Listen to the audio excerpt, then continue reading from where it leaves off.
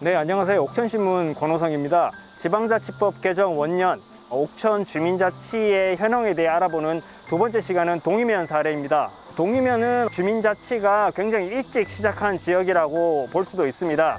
주민자치 역량 강화를 위해서 이장학교를 2016년부터 지금까지 진행해 왔기 때문인데요. 다양한 주민 역량 강화 교육을 통해서 동이면 주민자치회도 보다 빠르게 성장할 수 있을 것으로 기대 모으고 있습니다. 좋은 이장학교가 이장님들 교육을 시켜서 이장님 능력을 좀 높여보자 하는 뜻에서 처음에 이렇게 시작을 했습니다. 이장님들은 물론 마을에 이끌어가겠다고 하는 그런 분들도 다 참여가 돼가지고 심지어는 타면에서도 많이 왔어요. 이장들이 보는 시선이 넓어지면서 모든 일을 다 깨어낼 수 있을 정도로 이장들의 능력이 커져가지고 폼이 상당히 넓어졌죠. 동이면에서 강조된 점은 주민 역량 강화입니다. 앞서 말씀드린 것처럼 동이면 이장학교를 통해서 이장님뿐만이 아니라 여러 주민들도 참여를 했는데 주민들이 다양한 주민자치 활동에 대해서 학습하고 같이 논의하고 토론하는 과정을 거쳐왔습니다. 우리가 좋은 이장학교 교육을 하면서 우리 동이면에 마을마다 창조적 마을 만들기, 행복마을 만들기가 상당히 많이 했어요. 행복마을 만들기가 동이면에 3군데를 진행을 했고,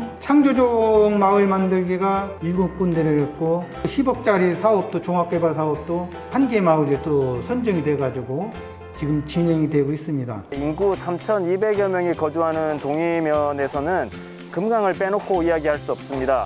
지난해 용담댐 방류로 인한 큰 침수 피해가 발생하기도 했고요.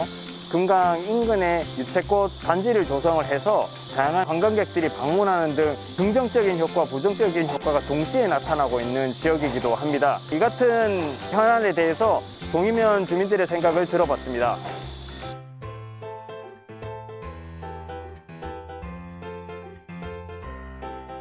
동이면이 가장 핫한 게 3, 4, 5월 달 되면 동이면 유채꽃밭이요.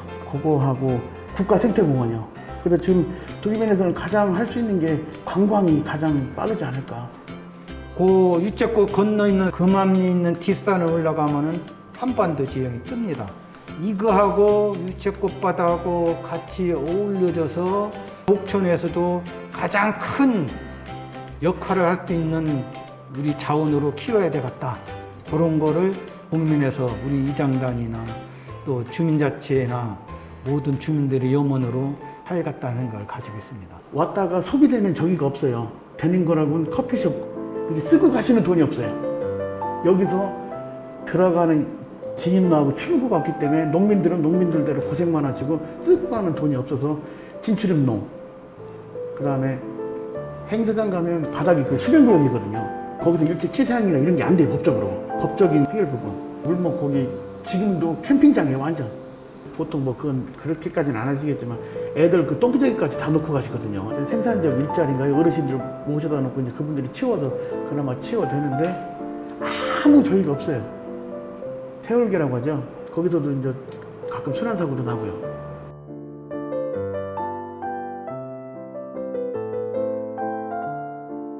용담댐 방류로 인한 그 물폭탄이 휩쓸고 간 지가 이제 1년이 되는 날입니다. 지난 1년간 민관의 지난한 노력으로 수해 원인 조사도 됐고 수해 원인이 관리를 잘못했다고 하는 걸로 결론이 났습니다. 방류 피해 손해사정도 마무리가 된 상태이기 때문에 조정 절차만 남아있는 걸로 이제 알고 있습니다. 그 절차를 성실하게 제대로 준비를 하고 대응을 해서 피해 주민들이 만족할 만한 피해 부재를 받을 수 있도록 끝까지 노력하는 게 먼저일 것 같고요. 재발 방지나 이런 것들을 일환으로 댐 관리에 주민 의견을 반영할 수 있게 된 것. 상시기구로 지자체와 지역 주민이 참여하는 댐 홍수관리 소통회의가 만들어진 것은 다행이라고 생각을 합니다. 상습적인 침수 피해로 자연재해 위험지구로 지정된 적화지구가 있습니다. 지난 수해를 가장 크게 입었던 그 지역인데요. 사업을 위한 계획들이 지금 진행되고 있는 걸로 알고 있는데 충분한 예산이 투입돼가지고 항구적인 재해 예방이 가능할 수 있도록 제대로 된 방지책이 마련이 돼야 된다고 생각을 합니다. 동이면에서 일어나는 여러 가지 현안들을 해결하기 위해서는 무엇보다도 주민 역량 강화와 교육이 우선돼야 된다고 이야기하고 있습니다. 주민들이 지역사회 여러 문제를 같이 논의하고 토론할 수 있도록 주민들의 참여를 유도하는 게 우선돼야 한다는 겁니다. 제도, 세칙이라든가 기본적인 수라고 소통창구, 주민들하고 소통창구 역할이 가장 그 두 가지가 지금 주민자치든 뭐든 분청 회의든 보면 보통 11시나 오전에 하고 저는 아예 늦게 했으면 좋겠어요. 제 생각은 5시나 6시 저녁 드시고 에어컨 나오고서 마을 정무당 회의하듯이 차라리 분과마다 마을 정무당 가서 회의를 했으면 좋겠어요. 주민들하고 같이. 코로나 때문에 안 되면 마을 정무당 앞에서 그냥 해도 돼요. 또 주민자치에서 무슨 얘기든 뭐 도로가 나다라니 뭐 다리를 나다라니 그냥 그대로 듣고 와서 또 추릴 건 추리고. 대화하고 토론하고 하는 훈련들.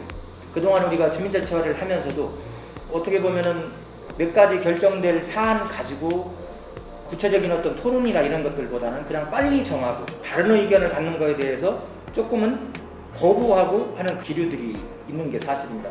효율성만을 생각하다 보니까 그렇게 해서 정해진 결정들을 해버리면은 같이 참여하고 하는 데 있어서 동력이 많이 떨어져요.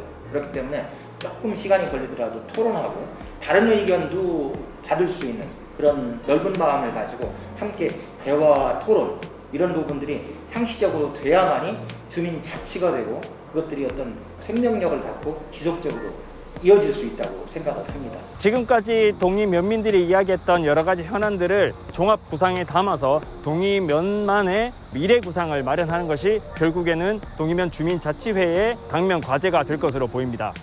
이제는 동의면이 가진 유무용 자원들을 활용해서 동의면의 공간 계획을 어떻게 수립을 할 것인가, 그리고 생활권 활성화를 통해서 미래 먹거리까지도 들여다볼 수 있는 중장기 발전 계획이 먼저 수립이 되고 거기에 따라서 각 개별적인 사업들이 또 연계돼서 순차적으로 진행되기 위해서도 먼저 종합적인 중장기 발전 계획이 시급히 수립돼야 된다고 생각을 합니다. 우리 지역 주민들이 마을 조사를 하고 또 전문가의 도움을 받고 해가지고 계획을 만들기 위한 계획이 아니고 최소한도 20, 30년 동의면이 어떻게 가야 되고 또 어떻게 먹고 살아야 되는 부분들에 대한 실질적이고 심도 있는 그런 계획이 만들어져야 된다고 생각을 합니다. 지금까지 동의면의 주민자치회 현황과 미래 구상 그리고 동의면의 과제에 대해서 알아봤습니다. 국외 운명 가운데 2016년부터 주민 역량 강화 교육이 진행되어 온 만큼 가장 빠르게 그리고 안정적으로 주민자치회가 자리 잡을 것으로 예상됩니다.